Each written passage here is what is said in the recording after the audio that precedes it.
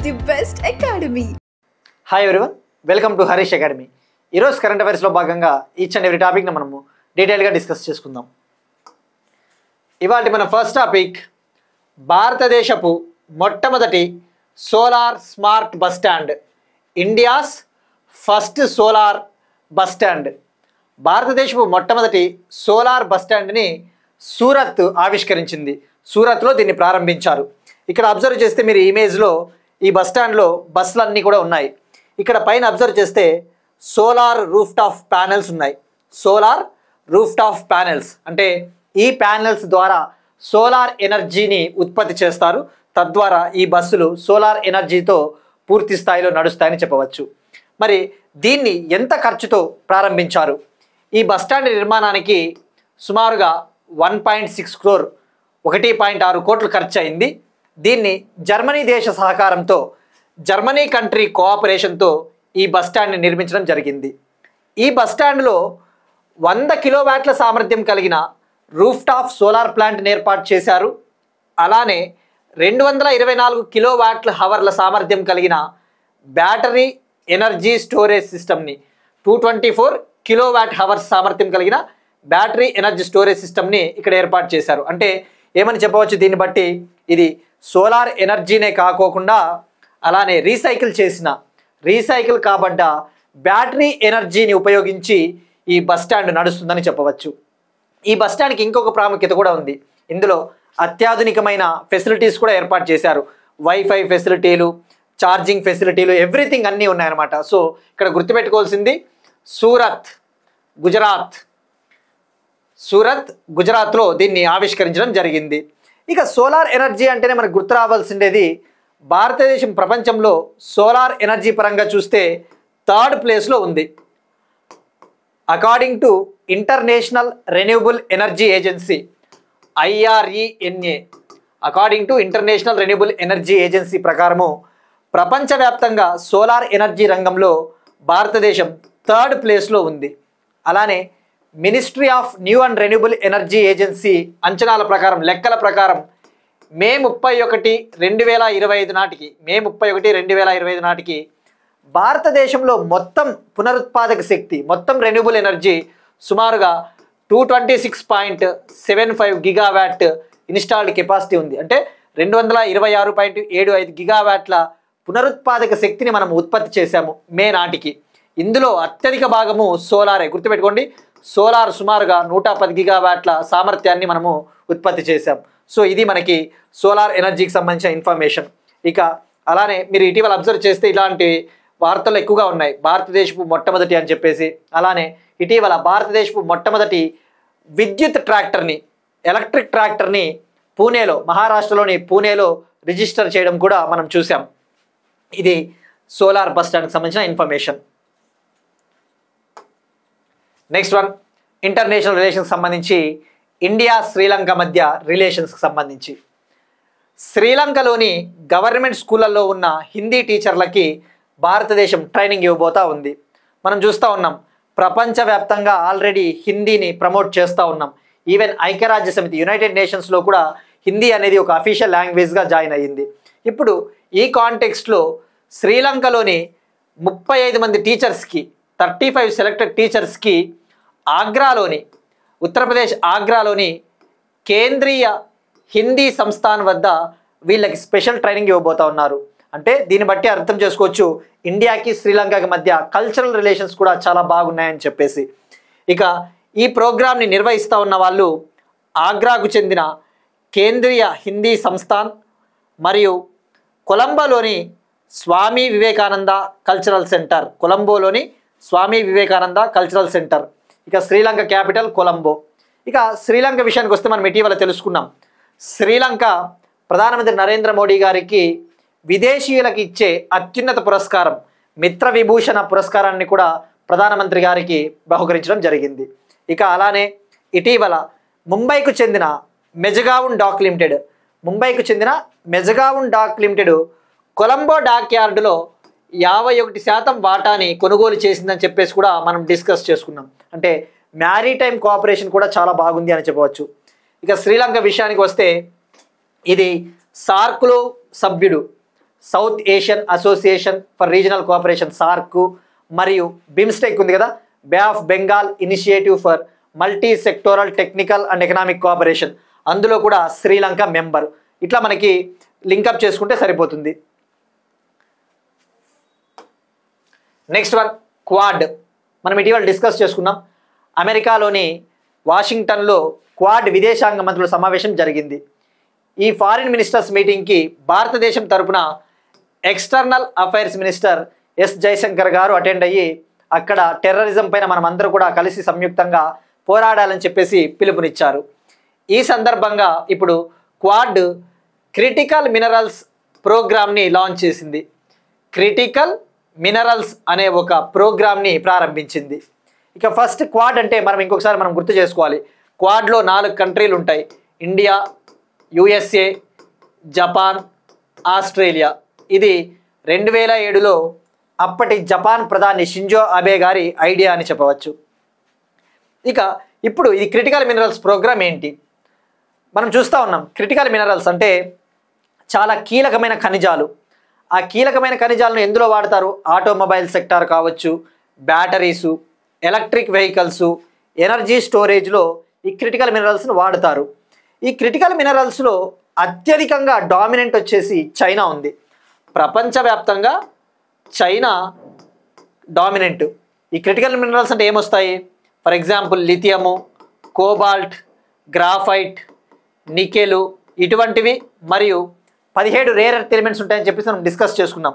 17 rare earth elements అంటే భూమిలో అరుదుగా దొరికే లోహాలు.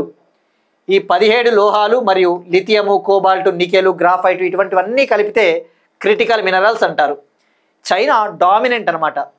ప్రపంచవ్యాప్తంగా ఈ rare earth minerals, critical minerals refining కెపాసిటీలో, ఆ రిఫైనింగ్ సామర్థ్యంలో 75 నుంచి 85% చైనా వద్దే ఆ కెపాసిటీ ఉంది. ఆ స్థాయిలో చైనా డామినెంట్.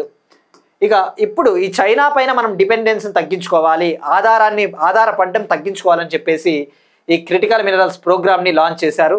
తద్వారా ఎందుకంటే ఇండియాలో కూడా ప్రపంచవ్యాప్తంగా మీరు చూస్తే, ఇప్పుడు అప్డేటెడ్ ఇన్ఫర్మేషన్ చూస్తే, ఈ రేర్ ఎర్త్ ఎలిమెంట్స్ విషయంలో, అరుదుగా దొరికే ఖనిజాల విషయంలో భారత్ ఇప్పుడు 3rd ప్లేస్లో ఉంది.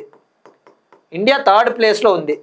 6.2 మెట్రిక్ టన్నులు, 6.2 మిలియన్ మెట్రిక్ టన్నులతో మనం 3rd ప్లేస్లో ఉన్నాం. ఇప్పుడు అప్డేటెడ్ ఇన్ఫర్మేషన్. ఇక ఇప్పుడు సప్లై చైన్ని స్ట్రెంగ్థెన్ చేయాలి, ఈ సప్లై చైన్ని బలోపేతం చేయాలని చెప్పేసి ఈ ప్రోగ్రామ్ని తీసుకురావడం జరిగింది క్వాడ్. ఇక రేర్ ఎర్త్ ఎలిమెంట్స్ అంటే మనకి ఇంకొకసారి ఐడియా ఉండాలి. ఇందులో ఏముంటాయంటే 15 ల్యాంథనాయిడ్లు మరియు స్కాండియం, ఇట్రియం అనేవి 17 కలిపితే రేర్ ఎర్త్ ఎలిమెంట్స్. మీకు ఇవన్నీ ఎందుకు, ఈ ప్రతి మైన్యూట్ పాయింట్ కూడా మనకి స్టేట్మెంట్స్ ఇచ్చినప్పుడు హెల్ప్ అవుతాయి. Next one again India Ghana రిలేషన్స్కి సంబంధించి నిన్న మనం డిస్కస్ చేసుకున్నాం. ఘనా దేశ అత్యున్నత పురస్కారం ప్రధానమంత్రి నరేంద్ర మోడీ గారికి బహుకరించారు అని చెప్పేసి. ఇప్పుడు ఘనాకు సంబంధించి ఇంకొక ప్రోగ్రామ్ని లాంచ్ చేశారు.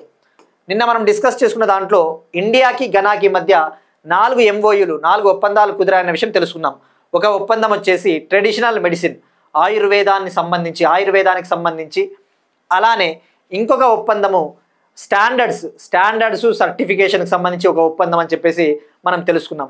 ఆ ఒప్పందాలే కాకోకుండా ఘనా దేశము వెస్ట్ ఆఫ్రికా దేశమైన అట్లాంటిక్ ఓషియన్కి బార్డర్గా ఉన్న ఈ ఘనా దేశము ఫుడ్ సెక్యూరిటీని, ఆహార భద్రతను పెంపొందించడానికి, ఫుడ్ సెక్యూరిటీని ఇంప్రూవ్ చేయడం కోసము ఇండియా సహకారంతో, ఇండియాలోని CSIRకు చెందిన క్రాప్ రీసెర్చ్ ఇన్స్టిట్యూట్ సహకారంతో క్లైమేట్ రెసిలియంట్ వీట్ ఇనిషియేటివ్ అనే ప్రోగ్రామ్ని ఘనా లాంచ్ చేసింది. అంటే దీని అర్థము ఎటువంటి వాతావరణాన్నైనా తట్టుకునే గోధుమ వంగడాలను అభివృద్ధి చేయాలి, తద్వారా ఆహార భద్రత మెరుగవుతుందని చెప్పేసి ఘనా లాంచ్ చేయడం జరిగింది. అలానే ప్రధానమంత్రి నరేంద్ర మోడీ గారు ఘనా పార్లమెంట్లో మాట్లాడుతూ భారత్లో దాదాపు 2500 రాజకీయ పార్టీలు ఉన్నాయని చెప్పేసి చెప్పారు. అలానే ఘనా కంట్రీలో UPI సేవలను మనము ప్రారంభించబోతా ఉన్నామని చెప్పేసి, డిజిటల్ పేమెంట్ సర్వీసెస్ కూడా ప్రారంభించబోతా ఉన్నారట. ఇంకా అలానే ఈ ఆరోగ్య రంగాన్ని బలోపేతం చేసేందుకు ఘనా దేశంలో జన ఔషధి కేంద్రాలను కూడా ఏర్పాటు చేయబోతా ఉన్నారట. ఇక అలానే ఫిన్టెక్ రంగాన్ని కూడా బలోపేతం చేయబోతా ఉన్నారని చెప్పేసి చెప్పారు. అలానే ఇరు దేశాల మధ్య ఉన్న బైలేటరల్ ట్రేడ్ ద్వైపాక్షిక వాణిజ్యం ప్రస్తుతం $300 కోట్ల ఉంది. దాన్ని వచ్చే 5 ఏళ్లలో డబుల్ చేయాలి, రెట్టింపు చేయాలని చెప్పేసి పిలుపునిచ్చారు మోడీ గారు. ఇక అలానే ఘనా దేశపు తొలి అధ్యక్షుడు క్వామే నక్రుమా గారి స్మారక పార్కును మోదీ గారు సందర్శించి నివాళులు అర్పించారు. ఇప్పుడు ఘనా పర్యటన అయిపోయిన తర్వాత ప్రస్తుతం ట్రినిడాడ్ అండ్ టొబాగో పర్యటనలో ఉన్నారు. ఆ తర్వాత అర్జెంటీనా, ఆ నెక్స్ట్ బ్రెజిల్లో 17వ బ్రిక్స్ సమ్మిట్, ఫైనల్గా నమీబియాకు వెళ్ళబోతా ఉన్నారు. ఇక మనం రేపు ఫర్దర్ క్లాసెస్లో ఇంకా ట్రినిడాడ్ అండ్ టొబాగో ఆ పర్యటనకు సంబంధించిన వివరాలను పూర్తిగా తెలుసుకుందాం. ఇక ఘనా క్యాపిటల్ మనం నిన్న తెలుసుకున్నాం, అక్రా. Ghana capital అక్రా. Next one, taste atlas 2024-25. ప్రపంచవ్యాప్తంగా ఉత్తమ ఆహారం, బెస్ట్ ఫుడ్ ఎక్కడ దొరుకుతుందని చెప్పేసి క్రొయేషియా కంట్రీకి చెందిన ఒక ట్రావెల్ గైడ్ సంస్థ, ప్రైవేట్ ట్రావెల్ గైడ్ సంస్థ టేస్ట్ అట్లాస్ అని చెప్పేసి ఒక లిస్టుని విడుదల చేస్తుంది. ఈ లిస్టులో 2024-25కి సంబంధించి టాప్ 100 ఫుడ్ సిటీస్ లిస్టుని ప్రకటించింది. అంటే ప్రపంచంలో ఏ నగరంలో అత్యుత్తమ ఆహారము, బెస్ట్ ఫుడ్ దొరుకుతుందని చెప్పేసి ఆ లిస్ట్ అనమాట. ఇందులో ఇటలీ డామినేట్ చేసింది. ఇటలీ నుంచి ఎక్కువ సిటీలు ఉన్నాయి. ఇక ఫస్ట్ కంట్రీస్ వైజ్ తీసుకుంటే గ్రీస్ ఫస్ట్ ప్లేస్లో ఉంది. గ్రీస్ దేశంలో అత్యుత్తమ ఆహారం, బెస్ట్ ఫుడ్ లభిస్తుందంట. గ్రీస్ ఫస్ట్ ప్లేస్లో ఉంది. ఇండియా 12th ప్లేస్లో ఉంది. అమెరికా 13th ప్లేస్లో ఉంది. ఇక సిటీల విషయానికి వస్తే ఇటలీకి చెందిన నేపుల్స్ సిటీ ఫస్ట్ ప్లేస్లో ఉంది. సెకండ్ ప్లేస్లో Milan Italy city, again second place Italy. Third వచ్చేసి బోలోగ్నా అనే సిటీ. ఇక ఇండియా నుంచి 5th ప్లేస్లో ముంబై ఉంది. అది మనకి చాలా కీలకం. ఇండియా నుంచి 5th ప్లేస్ ముంబై కారణము వడాపావు, పావు బజీ అటువంటి ఫుడ్ ఫేమస్ కాబట్టి. ఇక ఢిల్లీ 45th ప్లేస్లో ఉంది. హైదరాబాద్ 50th ప్లేస్లో ఉంది బికాస్ ఆఫ్ బిర్యానీ. ఇక చెన్నై 75th ప్లేస్లో ఉంది ఇడ్లీ సాంబార్ అనే బెస్ట్ ఫుడ్ కారణంగా. ఇది టేస్ట్ అట్లాస్ జాబితా. నెక్స్ట్ వన్, ఇండియా నేషనల్కి సంబంధించి polity issues. First national conference of urban local body chairpersons, పట్టణ స్థానిక సంస్థల అధ్యక్షుల మొదటి జాతీయ సమావేశము. భారతదేశంలో అర్బన్ లోకల్ బాడీస్, ఈ నగరపాలక సంస్థలను, మున్సిపాలిటీలను స్ట్రెంగ్తెన్ చేయడానికి, బలోపేతం చేయడానికి మొదటి జాతీయ కాన్ఫరెన్స్ని హర్యానాలోని గురుగ్రామ్ వద్ద ఉన్న మనేసర్ వద్ద ప్రారంభించారు లోక్సభ స్పీకర్ ఓం బిర్లా గారు. ఈ సందర్భంగా ఈయన మాట్లాడుతూ ఏమని చెప్పారంటే, ఇండియాలో అర్బన్ లోకల్ బాడీస్ని స్ట్రెంగ్తెన్ చేయాలి, బలోపేతం చేయాలంటే ఇవి కనీసము 8 గంటల పాటు సమావేశాలు నిర్వహించాలి. అలానే సభ నిర్వహించేటప్పుడు ఎటువంటి అవాంతరాలు లేకుండా చూసుకోవాలి. అలానే ముఖ్యంగా పార్లమెంటులో ఏ విధంగా అయితే ప్రశ్నలను అడగడానికి, క్వశ్చన్స్ను అడగడానికి క్వశ్చన్ అవర్ అని చెప్పేసి, అలానే 0 అవర్, శూన్య గంట, అటువంటి విధానాలను కూడా ఈ అర్బన్ లోకల్ బాడీస్లో పాటించాలి అని చెప్పేసి లోక్సభ స్పీకర్ ప్రకటించారు. ఇక మనకి థీమ్ ఏంటో తెలుసుకోవాలి. థీమ్ వచ్చేసి national conference theme role of urban local bodies in strengthening constitutional democracy and nation building. ఇక అలానే మాట్లాడుతూ 17వ లోక్సభతో పోల్చుకుంటే ప్రస్తుతం నడుస్తూ ఉన్న 18వ లోక్సభలో తక్కువగా అవాంతరాలు ఎదురవుతూ ఉన్నాయి, సభ్యులు ఎక్కువగా ఆందోళనలు చేయటం లేదు అని చెప్పేసి ఈయన ప్రకటించారు. ఇక మనకి ఎగ్జామ్ పాయింట్ ఆఫ్ వ్యూలో హర్యానా చీఫ్ మినిస్టర్ అంటే నయాబ్ సింగ్ గారు. ఇక అర్బన్ లోకల్ బాడీస్ విషయానికి వస్తే ఇవి 74th కాన్స్టిట్యూషనల్ అమెండ్మెంట్ యాక్ట్, 74వ రాజ్యాంగ సవరణ చట్టం 1992. ఇది ఎప్పుడు అమల్లోకి వచ్చింది? June 1, 1993.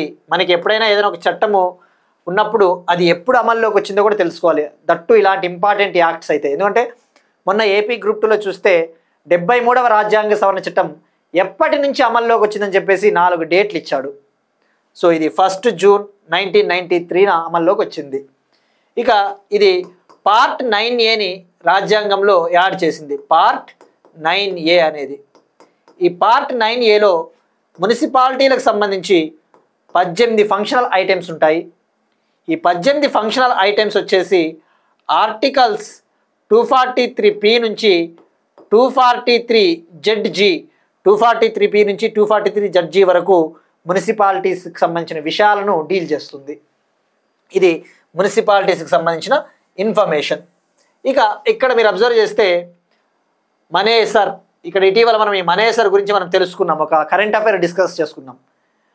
భారతదేశంలోనే అతిపెద్ద ఆటోమొబైల్ మల్టీ మోడల్ కార్గో టెర్మినల్ని మనేసర్ వద్దనున్న మారుతి సుజుకి ప్లాంట్ వద్ద ఏర్పాటు చేశారని చెప్పేసి మనం తెలుసుకున్నాం. India's largest automobile multi modal cargo terminal inaugurated at Maruti Suzuki's plant at Manesar అని చెప్పేసి మనం తెలుసుకున్నాం. సో అట్లా మనకి ఏదైనా ఒక సిటీ వార్తల్లో ఉన్నప్పుడు మనం అట్లా ఒకసారి గుర్తు చేసుకుంటే మనకి ఈజీగా గుర్తుండిపోతాయి. ఇక గురుగ్రామ్, ఇది ఇంటర్నేషనల్ సోలార్ అలయన్స్ అంతర్జాతీయ సౌర కూటమి హెడ్ క్వార్టర్స్ కూడా గురుగ్రామే కదా. ఇక హర్యానా అంటేనే గుర్తు రావాల్సినది, భారతదేశపు తొలి హైడ్రోజన్ ట్రైను హర్యానాలోని జింద్ నుంచి సోనీపత్ రైల్వే జంక్షన్ల మధ్య నడవబోతా ఉందని చెప్పేసి కూడా మనం తెలుసుకున్నాం. నెక్స్ట్ వన్, ఇంటర్నేషనల్ రిలేషన్కి సంబంధించి ఆఫ్ఘనిస్తాన్లోని తాలిబాన్ ప్రభుత్వాన్ని గుర్తించిన మొదటి దేశంగా Russia. Afghanistan's Taliban government got recognised by Russia. మరి ఎందుకు గుర్తించింది అంటే ఈ ఆఫ్ఘనిస్తాన్తో సంబంధాలను బలోపేతం చేసుకోవడానికి 2021లో అసలు కొద్దిగా హిస్టరీ తెలియాలి. ఎందుకు తాలిబాన్ గవర్నమెంట్ ఎలా వచ్చిందంటే 2021లో అప్పటి వరకు అమెరికా ఆఫ్ఘనిస్తాన్లో తన భద్రతా దళాలను మోహరించి ఉంది, తన డిఫెన్స్ ట్రూప్స్ని. అయితే 2021లో ఆ భద్రతా దళాలను వెనక్కి తీసుకునింది అమెరికా. అప్పుడు ఆ భద్రతా దళాలని వెనక్కి తీసుకున్నప్పుడు రష్యా అమెరికాని విమర్శించింది, ఇదొక ఫూలిష్ చర్య, ఇదొక చేతగానితనం అని చెప్పేసి. అయితే ఎప్పుడైతే ఆ ట్రూప్స్ని వెనక్కి తీసుకునిందో, ఎందుకు తీసుకునింది అమెరికా? అప్పటికే అమెరికా సైన్యానికి ఖర్చు ఎక్కువైపోతూ ఉంది, ఎక్స్పెండిచర్ ఎక్కువైపోతూ ఉంది, మిలిటరీ ఎక్స్పెండిచర్. ఎప్పుడైతే ఆ భద్రతా దళాలు వెనక్కి వచ్చిన వెంటనే 2021లో ఆఫ్ఘనిస్తాన్లో తాలిబాన్ గవర్నమెంట్ ఫార్మ్ అయింది, అప్పటి ప్రభుత్వాన్ని కూల్చేసి. అయితే రష్యా మాత్రము తాలిబాన్స్ని నిషేధిత జాబితాలో ఉంచింది, టెర్రరిస్ట్ ఆర్గనైజేషన్ జాబితాలో. ఇప్పుడు ఆ నిషేధిత జాబితాలోంచి తీసేసి దీన్ని గుర్తించింది. ఇలా చేయడం ద్వారా మొదటి దేశంగా రష్యా నిలిచింది. ఇక ఆఫ్ఘనిస్తాన్ అంటే గుర్తురావాల్సింది, ఇండియా ఆఫ్ఘనిస్తాన్తో బార్డర్ని షేర్ చేసుకుంటుంది. సార్క్లో ఆఫ్ఘనిస్తాన్ మెంబర్ అనే విషయం కూడా మనకి ఐడియా ఉంది. సార్క్లో ఆఫ్ఘనిస్తాన్ మెంబర్. నెక్స్ట్ వన్, భారతదేశంలో మొట్టమొదటి ట్రాన్స్జెండర్ క్లినిక్ హైదరాబాద్లో తిరిగి ప్రారంభం. India's first transgenders persons led clinic reopens in Hyderabad. భారతదేశపు మొట్టమొదటి ట్రాన్స్జెండర్ క్లినిక్ అనమాట. అంటే ఈ క్లినిక్లో, ఈ హాస్పిటల్లో మొత్తం స్టాఫ్ అందరూ కూడా ట్రాన్స్జెండర్సే ఉంటారు. ఈ క్లినిక్లో అక్కడ పనిచేసే సిబ్బంది మొత్తం, స్టాఫ్ మొత్తం కూడా ట్రాన్స్జెండర్సే. ఇది 2021లో హైదరాబాద్లో ఏర్పాటైంది. మిత్ర క్లినిక్ పేరిట 2021లో మిత్ర క్లినిక్ పేరిట ఏర్పాటైంది. అయితే ఇటీవల ఏమైంది అంటే అమెరికాకు చెందిన ఫండింగ్ ఏజెన్సీ యుఎస్ఎయిడ్, అమెరికాకు చెందిన US agency for international development అనమాట. అంటే ఇది ఏం చేస్తుందంటే వివిధ దేశాలలో ఉన్న ఆర్గనైజేషన్స్కి ఆర్థిక సహకారం అందిస్తుంది. అయితే ట్రంప్ అడ్మినిస్ట్రేషన్ వచ్చిన తర్వాత ఈ ఫండింగ్ ఆపేసింది. చూస్తూ ఉన్నాం కదా, ఆల్రెడీ ట్రంప్ హార్వర్డ్ యూనివర్సిటీకి నిధులు ఆపేశాడు. గవి వ్యాక్సిన్ కూటమి ఉంది కదా, global alliance for vaccines and immunisation, ఆ గవి కూటమికి కూడా నిధులు ఆపేశాడు. ఇక ట్రంప్ అడ్మినిస్ట్రేషన్ వచ్చిన తర్వాత యుఎస్ఎయిడ్ ఈ ట్రాన్స్జెండర్ క్లినిక్కి నిధులు ఆపేసింది. ఇప్పుడు మళ్ళీ అయితే రీఓపెన్ చేశారు హైదరాబాద్లోని నారాయణగూడలో. ఇప్పుడు దీన్ని సబ్ రంగ్ పేరిట దీన్ని రీఓపెన్ చేయడం జరిగింది. సబ్ రంగ్ అంటే ఇంగ్లీష్లో ఆల్ కలర్స్ అంటే దీని అర్థము, దీని మోటివ్ వచ్చేసి ఇందులో అందరికీ కూడా వైద్య సేవలు అందించబడతాయి. బట్ ఇక్కడ సిబ్బంది మాత్రము ట్రాన్స్జెండర్స్, అందరూ కూడా ట్రాన్స్జెండర్స్ అనే విషయం గుర్తుపెట్టుకోండి. సో సబ్ రంగ్.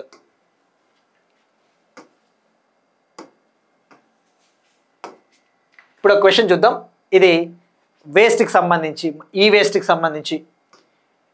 India's first e waste recycling park ఎక్కడ ఇటీవల ఏర్పాటు చేశారు?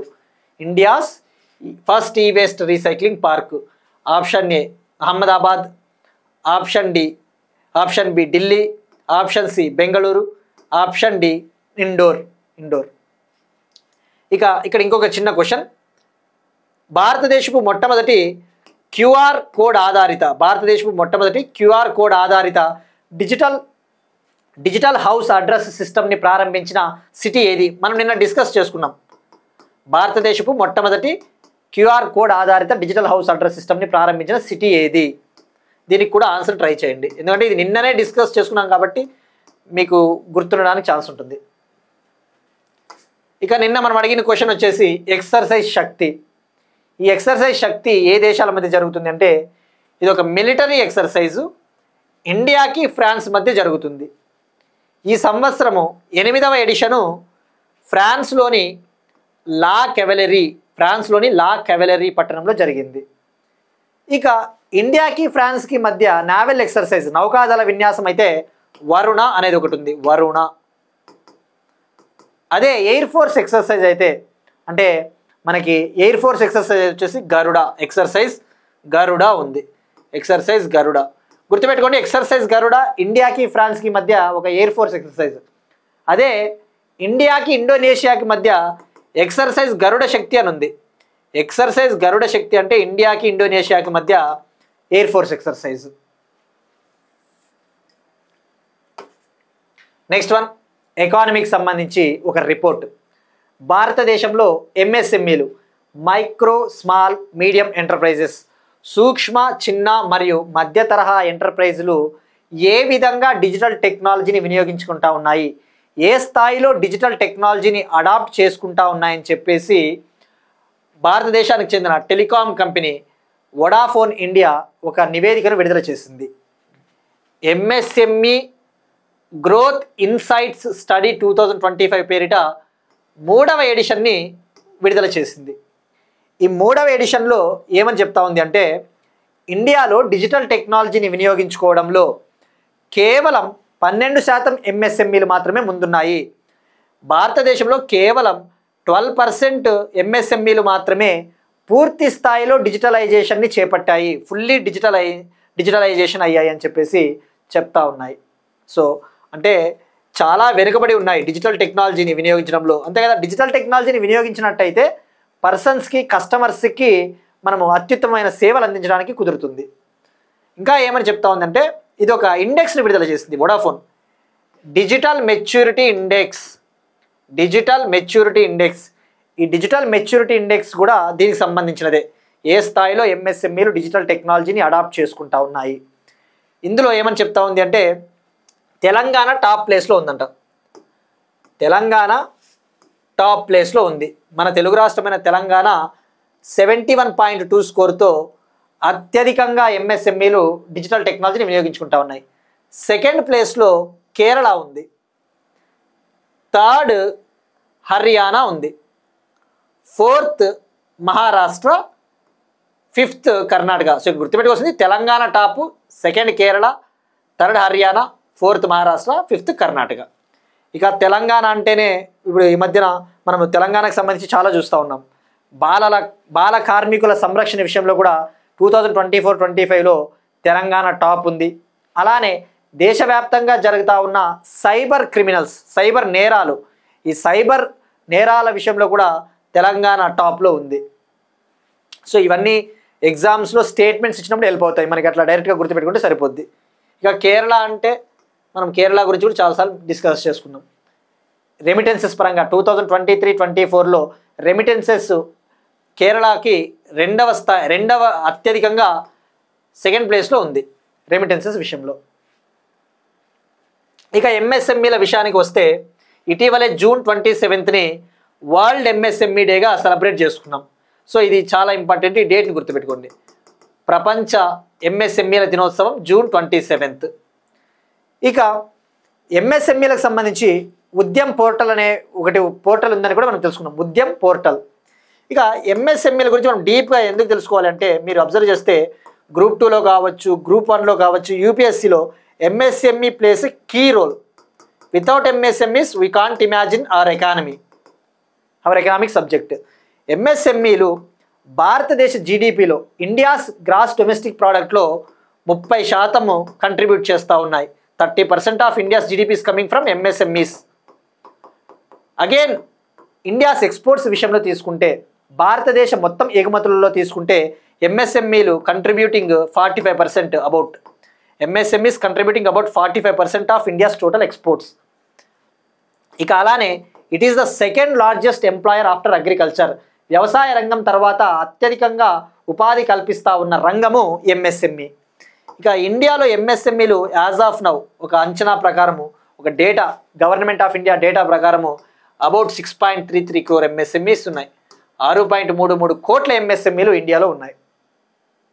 ఇది ఈ స్థాయిలో ఎంఎస్ఎంఈలకి ప్రత్యేకత ఉంది. మనకి ఈ డిజిటల్ మెచ్యూరిటీ ఇండెక్స్ అనేది మీరు ఎలా వాడుకోవచ్చు అంటే, గ్రూప్ 1 యూపీఎస్సీ లాంటి ఎగ్జామ్స్లో రాసేటప్పుడు డిస్క్రిప్టివ్లో ఇలాంటివి మనం ఈ పదాలను కనుక మెన్షన్ చేసినట్టయితే we can fetch more marks. Next one, Andhra Pradesh ప్రభుత్వము రోడ్ల పునర్నిర్మాణానికి, రోడ్లు ఎక్కువ కాలము బాగా ఉండాలి అంటే ధ్వంసం కాకోకుండా, వర్షాలు వచ్చినప్పుడు అవి ధ్వంసం కాకుండా ఉండడానికి డెన్మార్క్కు చెందిన ఒక టెక్నాలజీని వాడబోతా ఉంది. డెన్మార్క్కు చెందిన డానిష్ ఆస్పాల్ట్ రీఇన్ఫోర్సింగ్ అనే ఒక టెక్నాలజీని వాడబోతా ఉన్నారు. ఈ డానిష్ తారు ఫైబర్ టెక్నాలజీని ప్రయోగాత్మకంగా పైలట్ ప్రాజెక్టులో భాగంగా ఆంధ్రప్రదేశ్లోని నంద్యాల జిల్లా బనగానపల్లె నియోజకవర్గం ముదిగేడు నుంచి సంజాముల అనే ప్రాంతాల మధ్య ఉన్న రోడ్లలో ఈ టెక్నాలజీని వాడబోతూ ఉన్నారు. జనరల్గా మనము తారు మాత్రమే వాడతాము యూజ్ చేసేటప్పుడు. బట్ ఈ టెక్నాలజీలో, ఈ డెన్మార్క్ చెందిన ఈ టెక్నాలజీలో ఫైబర్స్ వాడతారన్నమాట. కొన్ని అరమిడ్, ప్యాలియోలెఫిన్ అనే ఫైబర్లు కలిపి బిటమిన్ని తయారు చేస్తారు. బిటమిన్ కోల్ ఉంటుంది కదా, ఆ బిటమిన్ కోల్ని తయారు చేసి దీన్ని ఈ రోడ్లని వేయడం జరుగుతుంది. అంటే డ్యూరబుల్ రోడ్స్, మన్నికైన రోడ్ల కోసం. నెక్స్ట్ వన్, అగైన్ ఆంధ్రప్రదేశ్కి సంబంధించి గుంటూరులో central research institute of yoga and నేచురోపతిని ఏర్పాటు చేయనున్న కేంద్రము.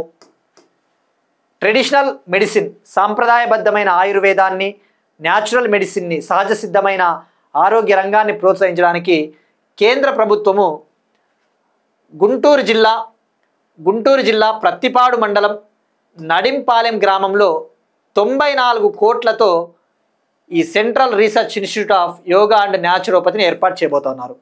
ఇందులో భాగంగా 100 పడకల ఆసుపత్రి, 100 బెడ్ హాస్పిటల్ని ఇక్కడ ఏర్పాటు చేయబోతున్నారు. ఈ ఖర్చు మొత్తం కూడా సెంట్రల్ గవర్నమెంట్, మినిస్ట్రీ ఆఫ్ ఆయుషే భరించబోతా ఉంది. 100% సెంట్రల్ ఫండింగ్. ఆంధ్రప్రదేశ్ ప్రభుత్వం రూపాయి ఖర్చు పెట్టుకోవాల్సిన అవసరం లేదు. దీనికి సంబంధించి ఈ వివరాలను కేంద్ర గ్రామీణాభివృద్ధి శాఖ సహాయ మంత్రి పెమ్మసాని చంద్రశేఖర్ గారు ప్రకటించారు. నెక్స్ట్ వన్, అగైన్ ఆంధ్రప్రదేశ్కి సంబంధించి ఆరోగ్య రంగానికి సంబంధించి ఆంధ్రప్రదేశ్లో తొలి డిజిటల్ నర్వ్ సెంటర్ని, ఆంధ్రప్రదేశ్ ఫస్ట్ డిజిటల్ నర్వ్ సెంటర్ని చంద్రబాబు నాయుడు గారి సొంత నియోజకవర్గమైన కుప్పంలో ప్రారంభించారు. ఈ డిజిటల్ నర్వ్ సెంటర్ ఎందుకంటే ఏదైనా నాడీ రంగానికి సంబంధించిన వైద్య సమస్యలు, ఏవైనా ఆరోగ్య సమస్యలు వస్తే వాటిని త్వరితగతిన గుర్తించడానికి, సకాలంలో రోగ నిర్ధారణ, టైమ్లీ డయాగ్నసిస్, అలానే వైద్య నిపుణులతో అపాయింట్మెంట్లు, వ్యక్తిగత కౌన్సిలింగ్ అంటే పర్సనలైజ్డ్ కౌన్సిలింగ్ ఇవ్వడానికి ఈ డిజిటల్ నర్వ్ సెంటర్ని కుప్పంలో ప్రారంభించారు. ఇది నాడీకి సంబంధించి ఏవైనా ఆరోగ్య సమస్యలు వస్తే. ఇక దీన్ని ఇంపార్టెంట్ వచ్చేసి గేట్స్ ఫౌండేషన్ సహకారంతో ప్రారంభించారు. గేట్స్ ఫౌండేషన్ సహకారంతో. నెక్స్ట్ వన్, దుబాయ్లో తొలి విదేశీ కార్యాలయాన్ని ప్రారంభించిన SAIL, steel Authority of India limited. Dubai వచ్చేసి యూఏఈలో ఉంటుంది. ఇది ఒక ఎమిరేట్. మనం గతంలో డిస్కస్ చేసుకున్నాం. యునైటెడ్ అరబ్ ఎమిరేట్స్ అనే దేశంలో 7 ఎమిరేట్లు ఉంటాయి. 7 ఎమిరేట్స్ ఉంటాయి. అంటే కింగ్డమ్స్ మాదిరి అన్నమాట, రాజ్యాలు టైపు. అందులో ఒకటి దుబాయ్, మరొకటి అబుదాబి, షార్జా, ఇటువంటివి ఎమిరేట్లు. యుఏఈ క్యాపిటల్ వచ్చేసి అబుదాబి. ఇందులో ఉన్న ఇంకొక ఎమిరేట్ వచ్చేసి దుబాయ్. ఇప్పుడు ఈ దుబాయ్లో steel Authority of India limited తన ఫస్ట్ ఓవర్సీస్ క్యాంపస్ని, తొలి విదేశీ కార్యాలయాన్ని ప్రారంభించింది. తద్వారా ఇండియాకి యుఏఈకి మధ్య స్టీల్ రంగంలో కోఆపరేషన్ని పెంపొందించవచ్చు అని చెప్పేసి ఒక ఆలోచన. ఇక ఇండియా యుఏఈ అంటేనే మనం గుర్తు రావాల్సినది, మనకి ఎప్పుడైనా ఎగ్జామ్ పాయింట్ ఆఫ్ వ్యూలో ఇండియా యుఏఈ రిలేషన్స్ చాలా ఇంపార్టెంట్. యూపీఎస్సీ లాంటి ఎగ్జామ్స్కైనా, గ్రూప్ 1 లాంటి ఎగ్జామ్స్కైనా, గ్రూప్ 2 ఏ ఎగ్జామ్కైనా. ఇండియా యుఏఈ ఇటీవల మనం డిస్కస్ చేసుకున్నాం. ఎకనామిక్ రిలేషన్స్ విషయానికి వస్తే ఆర్థిక రంగానికి సంబంధించి ఇటీవల భారతదేశంలోని స్టార్టప్లకు యుఏఈలో అంతర్జాతీయంగా ప్రాముఖ్యాన్ని కల్పించడానికి స్టార్టప్ సిరీస్ అనే ఒక ప్రోగ్రామ్ని ఇండియా యుఏఈకి చెందిన comprehensive economic partnership agreement CEPA ప్రారంభించిందని చెప్పేసి మనం తెలుసుకున్నాం ఎకనామిక్ రిలేషన్స్కి సంబంధించి. ఇక అలానే ఎడ్యుకేషనల్ రిలేషన్స్ విషయానికి వస్తే, విద్యారంగానికి సంబంధించి వస్తే 2024 అక్టోబర్లో India institute of foreign trade తన తొలి ఓవర్సీస్ క్యాంపస్ని దుబాయ్లో ప్రారంభించింది. ఆ విషయం గుర్తుపెట్టుకోండి. ఇక అలానే పీపుల్ టు పీపుల్ అంటే ఎక్కువగా యుఏఈలో మన వలస కార్మికులు ఎక్కువగా ఉంటారు. ఆ విషయం గుర్తుపెట్టుకుంటే సరిపోద్ది. నెక్స్ట్ వన్, డిఫెన్స్ రంగాన్ని బలోపేతం చేయడానికి డిఫెన్స్ అక్విజిషన్ కౌన్సిల్, రక్షణ కొనుగోళ్ల మండలి దాదాపు 1,00,000 కోట్లతో స్వదేశీయంగా కొనుగోలు చేయబోతా ఉన్నారు. ఇండిజీనస్గా డిఫెన్స్ ఎక్విప్మెంట్ని కొనబోతా ఉన్నారు. ఇక డిఫెన్స్ అక్విజిషన్ కౌన్సిల్ అంటే దీనికి అధ్యక్షత వహించే వాళ్ళు డిఫెన్స్ మినిస్టర్ రాజ్నాథ్ సింగ్ గారు అధ్యక్షత వహిస్తారు. అదే క్యాబినెట్ కమిటీ ఆన్ సెక్యూరిటీ అయితే దానికి అధ్యక్షత వహించే వాళ్ళు ప్రధానమంత్రి. ఇప్పుడు ఈ defence acquisition council 1.05 lakh crore 1.05 లక్షల కోట్లతో స్వదేశీయంగా, గుర్తుపెట్టుకోండి, స్వదేశీయంగా, మనం బయట నుంచి కొనట్లేదు, ఇండిజినస్గానే ఉత్పత్తి చేసి కొనబోతా ఉన్నాము వాటి నుంచి. ఇందులో భాగంగా మైన్ కౌంటర్ మెజర్ వెజల్స్ని తొలిసారిగా మనము కొనుగోలు చేయబోతా ఉన్నామంట. అంటే ఇప్పుడు జనరల్గా సముద్ర ప్రాంతాలలో శత్రు దేశాలు మందు పాత్రల్ని అమరుస్తూ ఉంటారు మన దేశానికి చెందిన నౌకల్ని ధ్వంసం చేయడానికి. వాటిని గుర్తించి నాశనం చేయడానికి తొలిసారిగా మైన్ కౌంటర్ మెజర్ వెజల్స్ని కొనుగోలు చేయబోతూ ఉన్నారు. ఇక అలానే surface to air missiles, electronic warfare systems, super rapid gun mounts అని చెప్పేసి వివిధ రకాలవి కొనుగోలు చేస్తూ ఉన్నారు. సో ఇక్కడ గుర్తుపెట్టుకోవాల్సింది ఈ నెంబర్ మనకి ఇంపార్టెంట్. 1.05 lakh crore, 10 ప్రాజెక్టుల విలువ ఇది. 10 క్యాపిటల్ 10 ప్రాజెక్టుల విలువ 1.05 lakh crore.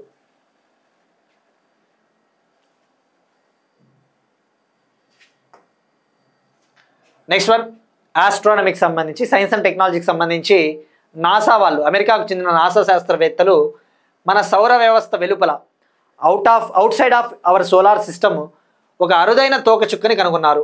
కామెట్ని, తోకచుక్క అంటే ఇంగ్లీష్లో కామెట్ని కనుగొన్నారు.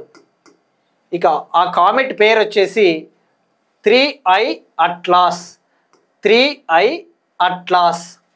దీన్నే C2025 N1 అనే కామెట్గా కూడా పిలుస్తారు. 3I అట్లాస్ అని గుర్తుపెట్టుకుంటే సరిపోతుంది.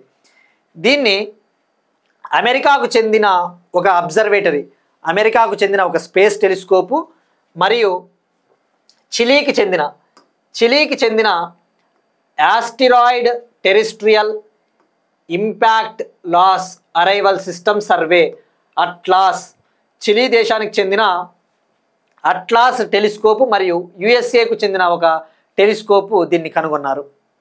ఇక్కడ అబ్జర్వ్ చేస్తే ఇది సౌర వ్యవస్థ వెలుపల కనుగొన్నారు. ఇది మన సౌర వ్యవస్థలోకి ఎంటర్ అయిందట. తొలిసారిగా మన సౌర వ్యవస్థలోకి, మన సోలార్ సిస్టంలోకి ఎంటర్ అయింది. అయితే గుర్తుపెట్టుకోండి, ఏ కామెట్ అయినా, ఏ తోకచుక్కైనా కూడా ఎర్త్స్ అట్మాస్ఫియర్, భూ వాతావరణంలోకి వచ్చిన తర్వాత అవి ఆటోమేటిక్గా పేలిపోతాయి. ఎందుకంటే ఎర్త్స్ అట్మాస్ఫియర్లో ఎర్త్ని తట్టుకునేంత కెపాసిటీ ఉండదు వాటికి. సో ఇక గుర్తుపెట్టుకోవాల్సింది, దాని పేరు ఎవరు కనుగొన్నారంటే నాసా శాస్త్రవేత్తలు. ఇక సౌర కుటుంబం వెలుపల నుంచి వచ్చిన 3వ కొత్త తోకచుక్కట ఇది, 3వ కొత్త తోకచుక్క. ఇక చిలీ అంటేనే మనం ఇటీవల ఒక అబ్జర్వేటరీ గురించి డిస్కస్ చేసుకున్నాం. ఆ అబ్జర్వేటరీ పేరేందో కూడా తెలియజేయండి. చిలీ దేశానికి చెందిన ఒక అబ్జర్వేటరీ తొలిసారిగా మన విశ్వాన్ని కొన్ని ఫొటోస్ తీసిందని చెప్పేసి మనం తెలుసుకున్నాం. ఆ అబ్జర్వేటరీ పేరేందో కూడా ట్రై చేయండి. Next one, Bharat mobility expo.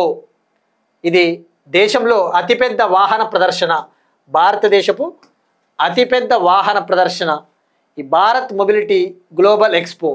దీన్ని ఇంతకుముందు ఆటో ఎక్స్పోగా పిలిచేవాళ్ళు, ఆటో ఎక్స్పో. అయితే ఇది 3వ ఎడిషన్ 2025 ఫిబ్రవరి 4 నుంచి 9 తేదీల్లో 3వ ఎడిషను న్యూఢిల్లీలో జరగబోతా ఉందని చెప్పేసి కేంద్ర వాణిజ్య శాఖ మినిస్ట్రీ ఆఫ్ కామర్స్ ప్రకటించింది. గతంలో ఆల్రెడీ 2024, 2025లో ఈ ఎడిషన్ జరిగింది. 2025లో కూడా న్యూఢిల్లీ, నోయిడాల్లో జరిగిందట ఈ ఎక్స్పో. సో ఇక్కడ గుర్తుపెట్టుకోవాల్సింది 3వ addition auto expo New Delhi.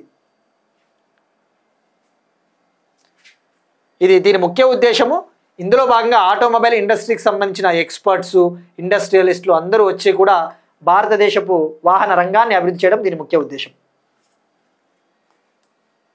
Next one, persons గురించి.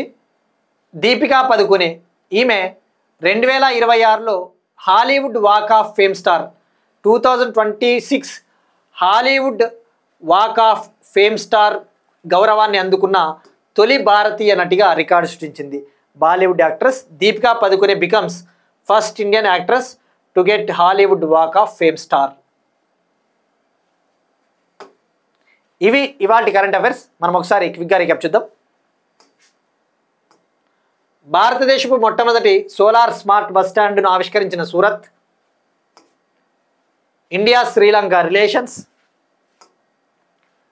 క్వాడ్ లాంచ్ చేసిన critical minerals programme. India Ghana మధ్య సంబంధాలు. Taste atlas 2024-25. పట్టణ స్థానిక సంస్థల అధ్యక్షుల మొదటి జాతీయ సమావేశం. ఆఫ్ఘనిస్తాన్ తాలిబాన్ ప్రభుత్వాన్ని గుర్తించిన మొదటి దేశంగా రష్యా. భారతదేశంలో మొట్టమొదటి ట్రాన్స్జెండర్ క్లినిక్ హైదరాబాద్లో తిరిగి ప్రారంభం.